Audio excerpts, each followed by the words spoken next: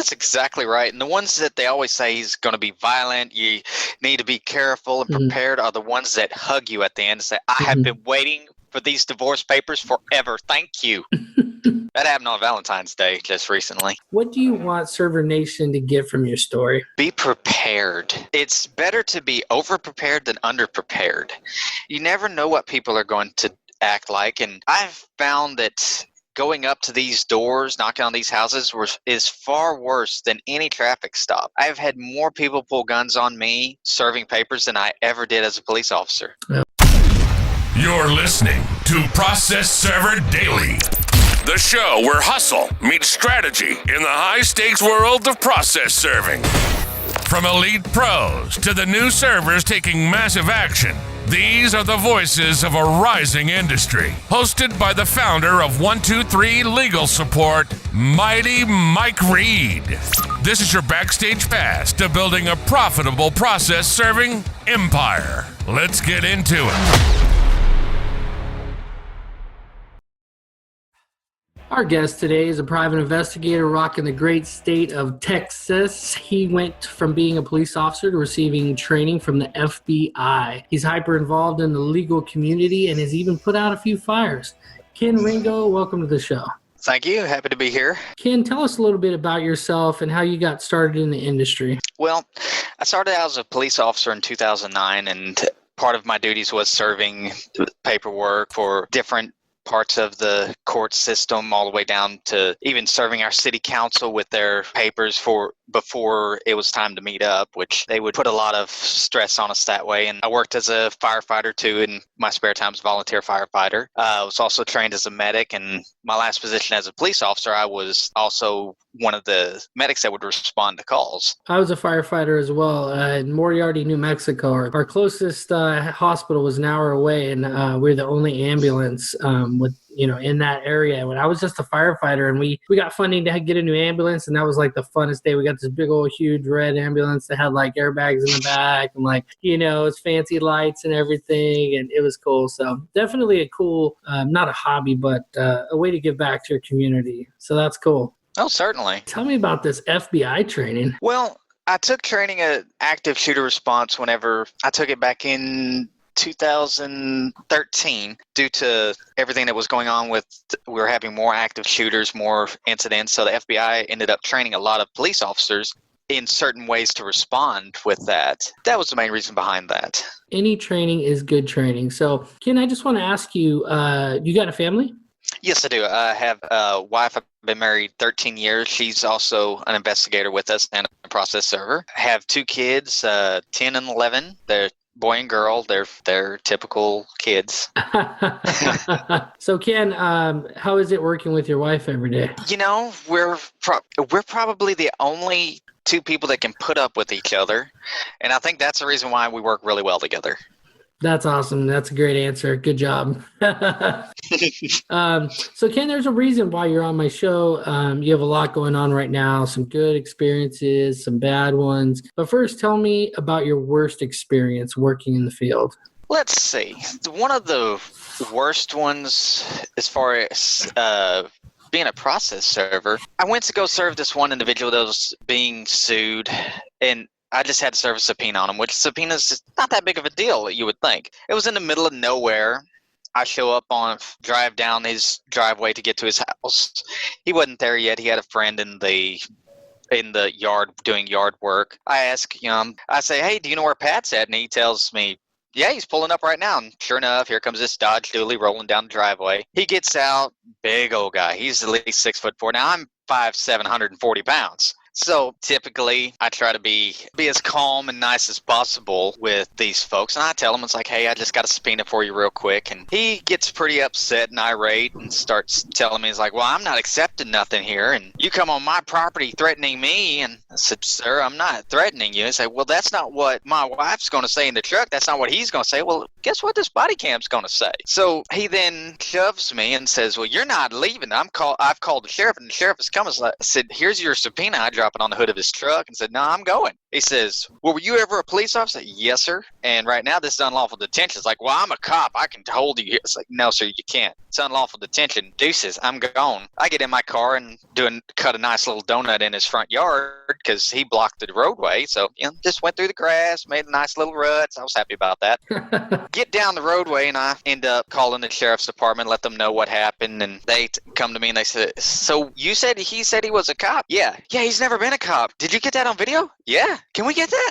Yeah, here you go. Wow, impersonating a police officer. That guy was the one that really got me worked up because I didn't have body armor on that day, and he had a very large revolver on his hip, and it was just one of those days. I thought it was going to be simple because he was a business owner. And Yeah, that's the thing is you never know. Or what I find is so funny is you talk to these attorneys who will say, oh, it's going to be an easy one. It's going to be easy one and done with. I'm like, I don't tell them this because they're not going to understand. But as a process server, I'm like, you just jinxed it. I'm going to go out there, and she would have been the nice old lady that answered the door and received service. But now, since you said that, I'm going to go out there, and she's not going to answer the door. Oh man! Now, do you, Ken? Do you call the police? Is it brandishing? Is that in California they get arrested for that? How about where you're at? In Texas, it's considered disorderly conduct to an extent. Most of the time, they'll let it slide, which is unfortunate. But typically,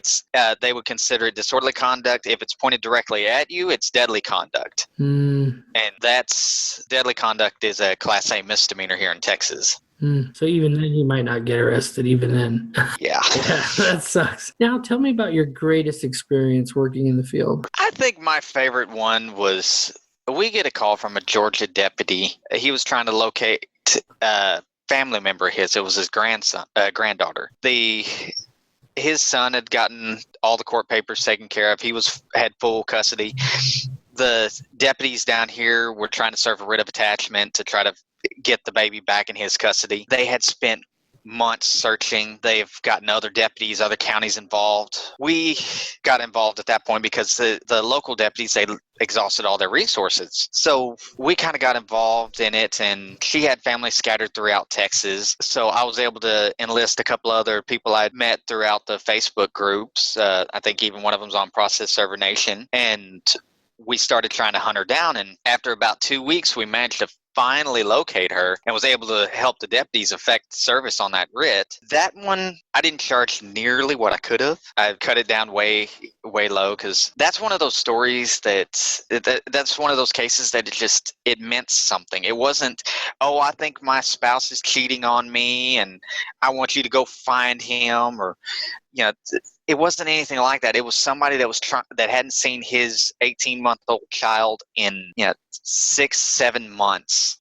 That one meant something. Yeah, a lot of times the experiences that we have out in the field will result in, happy, warm feelings. But, I think it's important that we have those, because so often we have the negative experiences where you have to serve a single mom who's unemployed, eviction papers, Mm-hmm. So it goes both ways, but that's a great story. What do you want Server Nation to get from your story, your greatest experience in the field? No matter how bad a situation seems, no matter how difficult the situation that you may be brought into may be, there's always an outcome that best fits the situation. There's always an outcome for that person that you're working for that needs your help. They have to come to you and they need your experience. They need your help to affect what they're trying to do, whether it's finding a missing child, whether it's serving divorce papers, whether it's serving custody papers to where serving a TRO, a temporary restraining order. That needs to be done. They need your help with it. And no matter how bad it may look, in the end, you did something that's going to help. Server Nation, this is your only opportunity. You are only as good as your last serve. So many opportunities I've had where I thought, I haven't heard from them in a while. And I always think, what was the last serve? Oh, yeah, it was personal service, and I got them the proof right away. But there are times where I've slipped, or my office has slipped, and we didn't get a proof back right away, and you don't hear from them for a while. And I call them and I go, hey, I'll give you the next 3 services free. Your opportunity, your greatest experience, what I've taken from that is every opportunity you have to be able to serve the public and to be able to help others is an opportunity for your business to shine. I mean, I don't know what that resulted in, but for me, I always say, you know what? The greatest review you can give is a referral. Tell your friends and family. It's weird in this business, but it's not that weird, honestly. People go through divorces, small claims. In my church, all the time, people come up to me like, hey, this guy owes me money. I got a couple car dealership clients from that. They're like, I just want you to do all my small claims paperwork. So we handle all the small claims paperwork. We sue them we help them sue people in small claims. That's great, Ken. So tell me about what you're working on right now that has you most fired up. Well, I'm trying to get my website more mobile friendly because it looks great on a desktop. I've worked really hard on that, but how many people really have a desktop anymore? Everybody's looking at everything on their phones. You can't walk down the street without seeing every person looking straight down in their phone, walking into telephone poles. Or even if you're driving, unfortunately, everybody still got their heads buried in their phones. I wasn't a big fan of Wix, but it's one of the newer ones that's advertising a lot. And actually, it's pretty nice. I like a lot of the features. I don't really like how it's not like super user friendly. I started out using Weebly, WordPress, and now the go-to one for email marketing is ClickFunnels. ClickFunnels is a really good site for building reoccurring revenue business to be able to. I don't use it now, but if I was going to build a website from scratch, I'd probably use either Wix or ClickFunnels. I built mine directly from scratch. I went out and took all the photos during a big storm that we had because it looks neat to have nice kind of course my website's kind of a little darker than some because I like it that way. I mean, because some of the stuff that we do, whether it's missing persons, I mean, one of the photos in the missing persons section is actually photo of a little girl hiding inside of an old fireplace in the middle of an old abandoned house, and that's actually my own daughter. And then since in Texas, private investigators can serve capias warrants, we traveled out to a little town called Milano, Texas, which still has a jail standing from the 1800s, which there's a picture of, it's actually my wife's hand sitting through the bars handcuffed. little things like that it's a personal touch to it. Ken, what I take from your story about the website building and Google and things like that is your website is like your real estate, and that's why I love your internet real estate. And if you don't have internet real estate, no one's going to pull over and check out your business. So that's the way to look at it. So if you're one of these guys, and I say this in the most loving terms, if you're one of these old school guys that are like, oh, I just go by word of mouth, well, guess what? You're only going to have the clients that you've ever had, because nowadays attorneys, they want to have somebody who knows how to do an e-filing. They want to have somebody that can do a proof of service, have their proof of service automated and get it back to them like within 1 day. Hey, quick break from the episode to tell you about something that's changing the game for process servers across the country. It's called Mighty Process Servers. And yeah, you can join absolutely free. Inside, you'll get full access to every course, every download, and the educational tools that we use to help process servers build profitable companies. We meet every Tuesday at 1 p.m. Eastern for our live Mighty Mastermind call. Come join the conversation. You can connect with other professionals, post on the discussion board, direct message members, and become part of one of the most engaged communities for process servers. Don't wait. Go to mightyprocessserver.com and join today. Those who get verified get listed and start bidding on jobs same day. Now, let's get back to the show.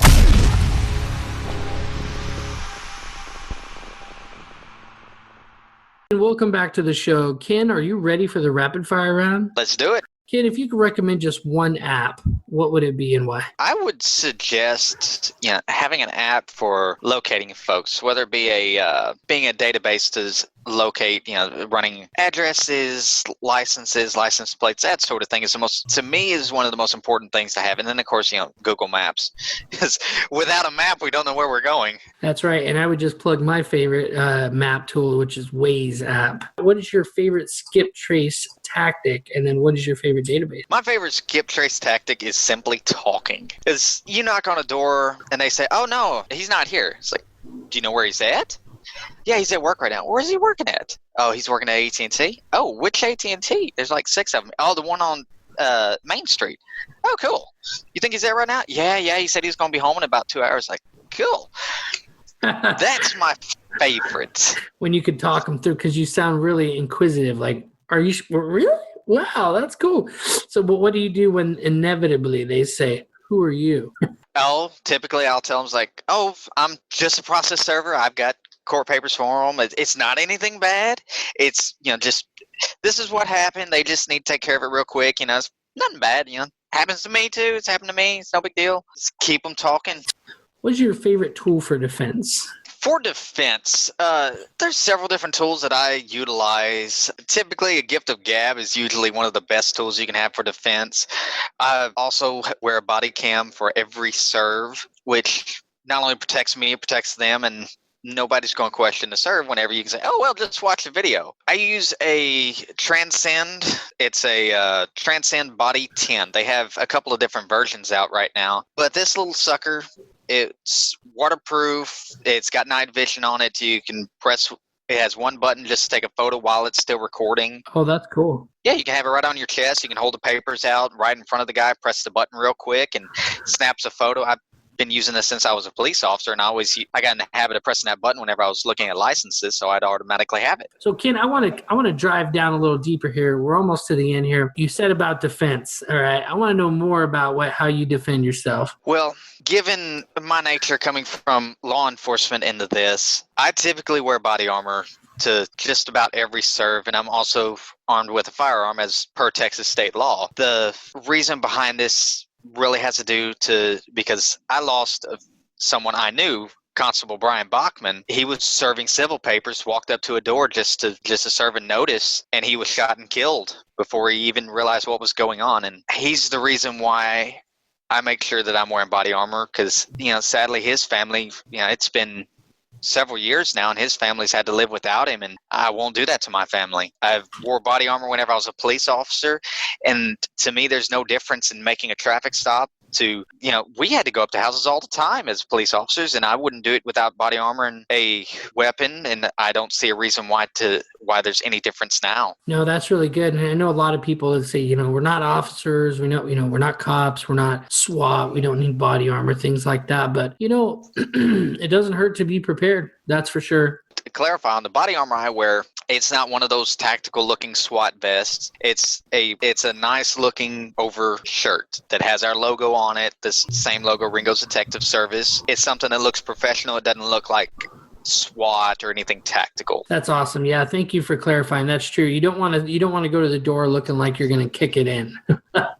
Right. What kind of gun are you packing usually? I carry a Ruger SR-40, which I started out as a police officer carrying Glocks like all the others.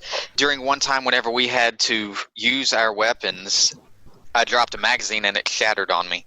Oh. And I wasn't happy with that. So I carried it for a little longer, and then I got promoted to a supervisory position, and all the supervisors wore 1911s. Carrying a 1911 for 12 hours, that's not fun. That's a heavy gun.